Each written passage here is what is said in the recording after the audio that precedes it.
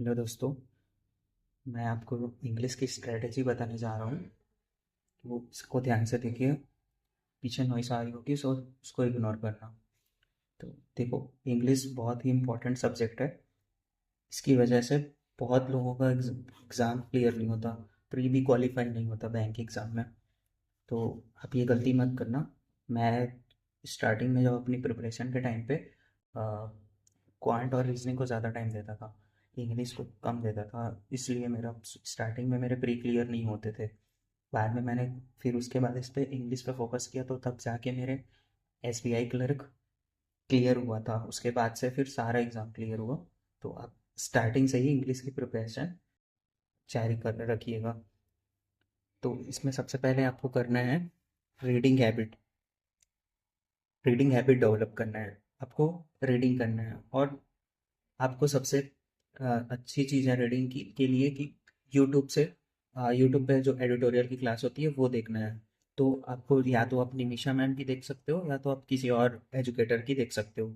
आपको daily daily 2 week तक को डेली डेली एक भी दिन गैप नहीं होना चाहिए। डेली आपको फॉलो करना है एडिटोरियल। मैम कैसे पढ़ाती है, कैसे वो करती है और रीड करवाती है, वो आपको करना है। कुछ भी समझ नहीं आए, समझ आए या ना आए, वो बस डेली आपको फोकस करके रीड करना है।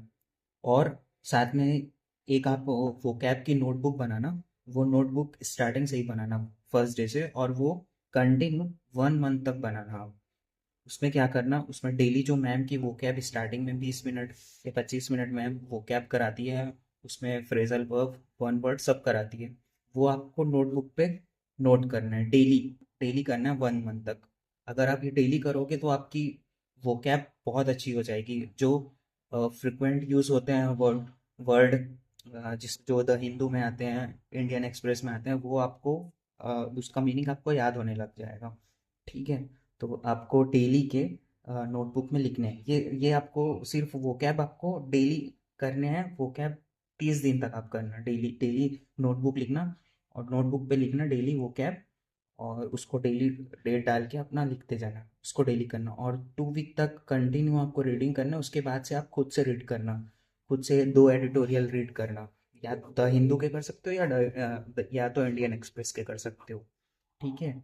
अब इसके बाद आपको करना है यूट्यूब पे कोई भी टॉपिक आपको जो सिलेबस में है बैंक एग्जाम के, उसको टॉपिक को लिखना है। और उसके बाद जैसे reading comprehension by Nimisha ma'am, या तो आप ये भी सर्च कर सकते हो reading comprehension by Tarun sir. ये भी बहुत अच्छे पढ़ाते हैं। और निमिषा मैम, दोनों के फ्री लेक्चर्स हैं यूट्यूब पे, उससे आप सीख सकते हो। सेम ऐसे ही बाकी टॉपिक्स जैसे पीजे हो गया, सिटी हो गया, सब आप सर्च करना। आपको बहुत सारी क्लासेस मिल जाएगी, और वो क्लासेस को पहले देखना कि कैसे अप्रोच होता है, कैसे सॉल्व करना होता है, क्या तरीका सही है सॉल्व करने का। उसके बाद आपको उससे जो आप सीखे होगे यूट्यूब से, उसकी प्रैक्टिस करना। प्रैक्टिस आप टॉपिक वाइज कर सकते हो, पीडीएफ से कर सकते हो, या तो सेक्शनल मॉक से कर सकते हो।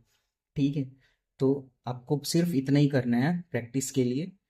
ठीक। डेली आप टारगेट बनाओ कि मुझे अपने टू डू लिस्ट में लिखो कि मुझे ये रीडिंग करना है और मुझे प्रैक्टिस करना है। जैसे प्रैक्टिस में जब जैसे आप लिख सकते हो कि आज आरसी करना है, ठीक है, पीजे करना है, सीटी करना है, आरसी करना है। आप एक एक टॉपिक ऐसे पकड़ के उसको प्रैक्टिस करते जाओ डेली। और रीडिंग तो आपको डेली ही करना है।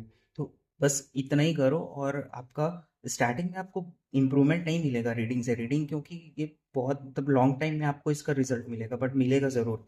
वो सब दोनों में, और आरसी हो गया, सिटी हो गया, पीजे हो गया, सब सब में आपको हेल्प करेगा रीडिंग।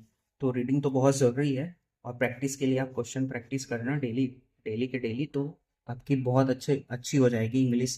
ठीक है। सिर्फ ये बेसिक सा स्ट्रैटेजी है और कुछ नहीं है, सिर्फ प्रैक्टिस करना है। बहुत सारा प्रैक्टिस करना है आपको। ज़्यादा आप एक बार सीख गया उसके बाद आपको कुछ नहीं देखना, बार बार वीडियोस देखने की ज़रूरत नहीं है। सिर्फ प्रैक्टिस करो, बहुत सारा प्रैक्टिस करो। ऑटोमेटिक आपकी इंग्लिश में नंबर बढ़ने लगेंगे। ठीक है। Thank you.